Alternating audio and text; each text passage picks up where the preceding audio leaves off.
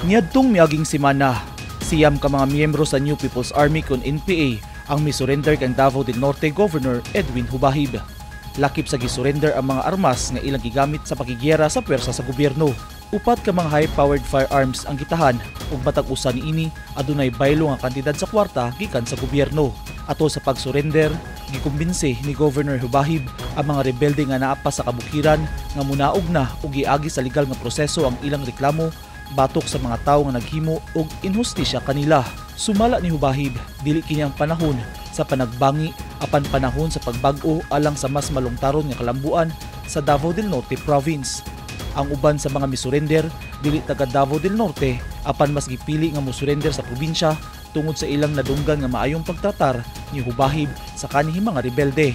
Gipahibalo sa gobernador nga andam siya nga mudawat sa pagbalik sa mga rebelde sa sabakan sa gobyerno. Gipasalig sab niya nga matagamtaman gyud sa tanang mosurrender nga rebelde ang serbisyo ug benepisyo gikan sa gobyerno. Lakip ng paghatag sa ilaha ug panginabuhian pinagi sa paghimo kanila isip usa sa mga benepisyaryo sa kaagapay program.